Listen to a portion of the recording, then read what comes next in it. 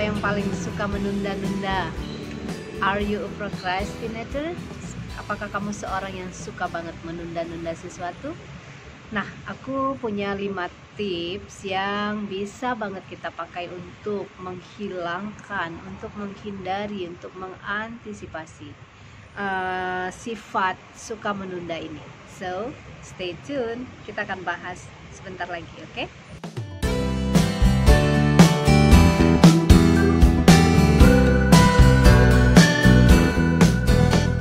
Hello everyone, welcome back to my channel and welcome to my balcony. And good morning, good afternoon, or good evening, wherever and wherever you are watching this video. Dan hari ini, saat ini, when I record this video, this is the evening time in my country, in Indonesia. So good evening from Bandung. As you see that a beautiful dark sky.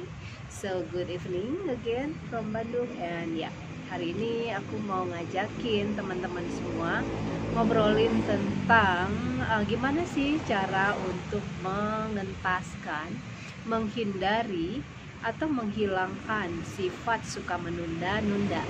Nah, aku yakin sifat ini tidak ada satu orang pun yang senang memilikinya. Tidak ada seorang pun yang senang berteman dengan orang yang suka menunda-nunda sesuatu, right? Tapi kenyataannya adalah kita sendiri terkadang suka banget sih untuk menunda-nunda karena beranggapan ntar lagi aja deh, masih ada waktu, ntar juga bisa dikerjain, nyantai dulu aja deh, masih deadline-nya masih lama. Ada nggak yang seperti itu? Nah, teman-teman, aku yakin bahwa kita semua sepakat, andaikan kita bisa menjadi orang yang tidak suka menunda-nunda, andaikan kita bisa menjadi orang yang langsung bisa mengerjakan suatu pekerjaan di saat itu juga, itu akan sangat ngebantu sih, ya nggak sih? Nah, sayangnya kita tuh masih suka beranggapan seperti tadi, mindset kita adalah masih ada waktu, ntar juga bisa dikerjain, nyantai dulu aja deh, gitu kan. Nah, seperti yang aku janjikan di video ini, aku ingin ngajakin teman-teman untuk melakukan 5 langkah ini dalam rangka menghilangkan sifat suka menunda ini. Jadi apa aja? Yuk kita mulai lihat ya, satu persatu. Nah, yang pertama adalah membuat skala prioritas. So make your priority. Nah, ini penting banget karena jika kita tidak menerapkan pola skala prioritas, ini semua hal yang ada di dalam pikiran kita untuk kita kerjakan akan numpuk. Semua berdesakan untuk dikerjakan satu persatu dan kita tidak notice, pikiran kita tidak teringatkan, ternotify bahwa ini dulu nih yang penting. Jadi kalau kita tidak membuat skala prioritas, otomatis pikiran kita tidak mengingat yang mana dulu sih yang harus dikerjakan. Jadi yang pertama yang paling penting adalah membuat skala prioritas, karena tentu di antara sekian banyak hal yang numpuk di list to do, pasti ada hal yang urgent yang harus kita lakukan kan. Nah, dengan membuat skala prioritas ini, kita akan bisa melihat setidaknya bikin 5 saja atau 6 skala prioritas yang ingin kita lakukan di hari tersebut, atau mungkin membuat weekly skala prioritas. Jadi kalau teman-teman bisa melakukan ini akan jauh lebih baik. Jadi di dalam seminggu itu kita sudah punya planning di dalam minggu. Misalnya setiap hari Minggu kita mulai mengurutkan, melihat apa aja sih di dalam list yang harus kita lakukan ini. What do we have in the list to do-nya? Ada apa aja? Kemudian kita mulai bisa mengambil satu persatu mana yang paling penting, kita taruh di atas. Jadi kita akan membuat skala mingguan, kemudian dari skala mingguan kita bisa bikin skala harian. Jadi akan ada 5 atau 6 list to do di setiap harinya, dan kita akan bisa melihat dengan mudah mana yang paling utama atau yang pertama harus kita lakukan. Dengan ada skala prioritas ini akan ngebantu banget untuk nge-remind pikiran kita bahwa ini penting untuk langsung dikerjakan, ini nggak bisa ditunda-tunda, ini ada deadline-nya, ini harus segera. Jadi pikiran kita akan melihat, akan ternotify, dan dia akan bekerja sama dengan baik. Jadi yang pertama adalah membuat skala prioritas. Kemudian yang kedua adalah melakukan semacam breakdown. Jadi jika sebuah pekerjaan terasa berat, tentu pikiran kita ketika kita melihat sebuah pekerjaan itu rasanya aduh, ini kesannya heavy, ini kesannya berat, ini rasanya berat deh pekerjaan ini, dan gak akan bisa selesai dikerjakan dalam waktu 1 hari misalnya, atau nggak bisa dikerjakan dalam waktu beberapa jam. Nah, yang paling membantu adalah melakukan breakdown.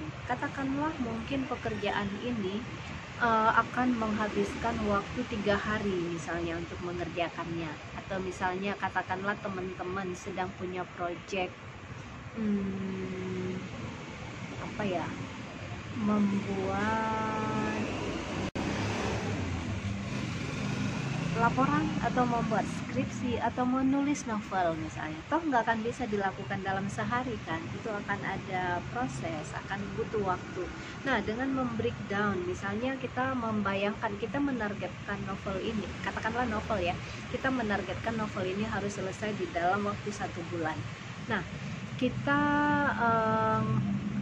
sudah mulai menetapkan bahwa dalam 1 hari kita akan menuliskan atau akan menghabiskan waktu mungkin 3 jam untuk menulis novel ini, atau dan kita bagi-bagi lagi di dalam sehari itu, mungkin kita akan balik ke naskah ini 1 jam atau 2 jam di pagi hari, 2 jam di malam hari sebelum tidur, dan sebagainya. Jadi kita sudah nge-breakdown sehingga tidak terkesan berat.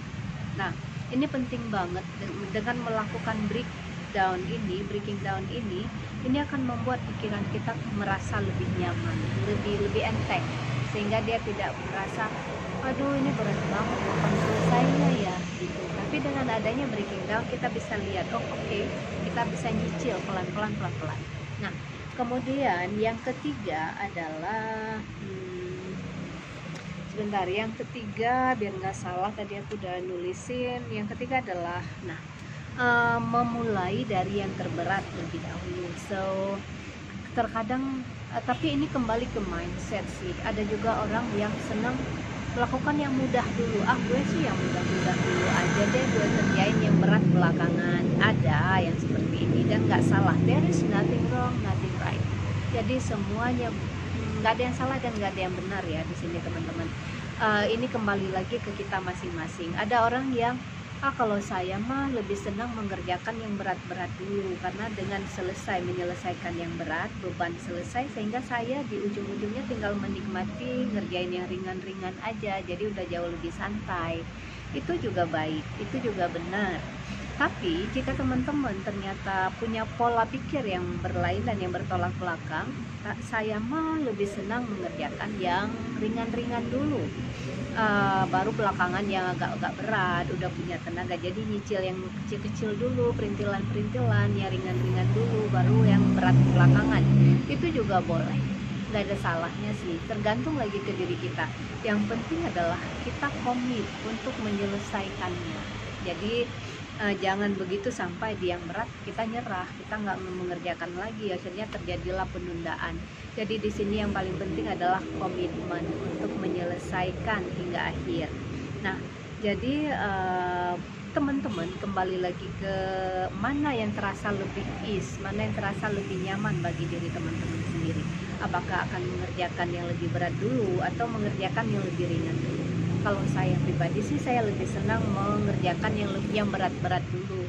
Jadi ketika yang berat sudah selesai dikerjakan, itu rasanya akan lega banget, sehingga mengerjakan yang kecil-kecil itu udah sambil refreshing, udah sambil nyantai gitu loh. Oke, so itu yang ketiga. Kemudian yang keempat adalah mari kita lihat lagi yang keempat. Saya agak ini yang keempat adalah menjauhkan gadget menjauhkan diri dari sosial media. You know lah, saat ini kita hidup di dua dunia, offline online, dan kita begitu terdistrak dengan aktivitas, keriuhan, kegemerlapan, kegembiraan di dunia maya kan. Apalagi di masa pandemi seperti ini, kita nggak bisa kemana-mana. Yang kita bisa lakukan adalah menjelajah dunia maya, surfing, enjoying the internet.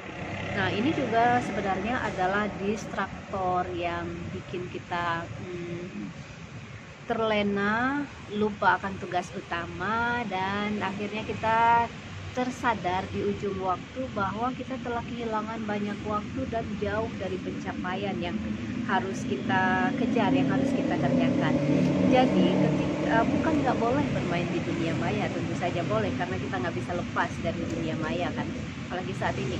Namun ketika kita harus fokus mengerjakan apa yang sedang kita kerjakan, apa yang kita rencanakan untuk kita kerjakan, maka memutuskan diri, disconnected dari keriuhan sosial media, dari gadget, dari hal-hal yang membuat kita terdistrak, itu adalah harus jika kita ingin fokus. Jadi yang keempat adalah menjauhkan diri dari hal-hal yang mendistrak atau mengganggu fokus kita. Oke, jadi putuskan koneksi dari berinteraksi dengan dunia maya setidaknya saat kita melakukan pekerjaan ini, sehingga kita bisa fokus ke situ, tidak terdistrak, dan setelah selesai baru disconnect lagi dan lihat dan bermain atau enjoy the social media, the virtual world. Nah, kemudian yang kelima adalah rewarding yourself. Ini penting banget, ini juga termasuk bagian dari self love sebenarnya. Nah, yang kelima adalah rewarding yourself. Jadi kalau aku suka gini, aku kan suka nonton di online kan. Nah, aku udah niatin nih ke si body, ke diriku sendiri, ke my soul, my body, atau nanti kalau ini selesai kita lanjutin nih. Saat ini aku lagi senang nonton serial Grey's Anatomy.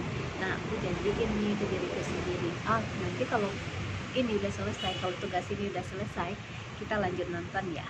Nah, janji ini sebenarnya membuat pikiranku sendiri happy, dan dia dengan senang hati akan bekerja lebih cepat, akan kompromi dengan manis, akan bekerja dengan harmonis, mensupport, sehingga kita bisa mencapai, we can achieve what we have to do.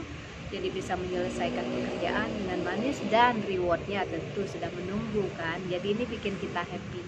Jadi mereward ourselves, mengapresiasi diri. Atau mungkin teman-teman gak usah jauh-jauh deh, gak usah janjiin diri sendiri dengan hal-hal yang nanti kalau pekerjaan ini selesai kita traveling. No, you don't have to do that. Cukup dengan yang kecil-kecil. Misalnya nih, oke, nanti kalau ini selesai kita beli kopi bla bla bla misalnya ya, atau kita beli boba A, boba B, bla bla bla lah, sesuatu yang kita dan tubuh kita senangin. Jadi itu adalah bentuk self love, bentuk apresiasi terhadap diri, bentuk rewarding diri. Jadi ini juga penting, dan ini juga menjadi bagian dari cara mengantisipasi, cara mengentaskan, cara menghilangkan sifat suka menunda tadi. Jadi itu sih teman-teman, aku coba rangkum kembali ya. Jadi 5 cara menghindari atau menghilangkan sifat suka menunda itu. Yang pertama adalah make the priorities, jadi bikin skala prioritas. Kemudian yang kedua adalah breaking down, jika pekerjaan itu terasa berat, butuh waktu yang lama, kita breakdown sehingga kita bisa melihat dengan jelas. Jadi kita bisa nyicil sehingga pikiran kita tidak merasa terbeban banget untuk mengerjakannya. Kemudian yang kedua adalah breaking down. Kemudian yang ketiga adalah apa tadi ya? Yang ketiga adalah sambil ngetes daya ingat nih. Yang ketiga adalah mulai dengan yang berat terlebih dahulu atau malah kebalikannya. Terserah sih mana yang menurut kita lebih nyaman, atau mana yang menurut kita itu menyenangkan bagi kita. Apakah kita akan memulainya dengan yang berat dulu, atau memulainya dengan yang ringan lebih dahulu. Kemudian yang keempat adalah putuskan koneksi dari hal-hal yang mendistrak kita, putuskan koneksi dari hal-hal yang membuat kita terdistraksi dan tidak fokus pada pekerjaan kita. Kemudian yang kelima adalah rewarding yourself. Nah, ini penting banget, dan inilah 5 tips yang bisa kita coba untuk lakukan dalam rangka menghilangkan sifat suka menunda. Nah, semoga tips ini bisa membantu, dan yuk yang sudah melakukannya, yuk kita lanjutkan lakukan ini, dan bagi yang belum, yuk kita coba. Okay, so I hope that this sharing will be a good insight for you all, dan semoga bermanfaat, dan see you very soon di episode lainnya. Okay, terima kasih sudah menonton, thank you for watching, bye bye.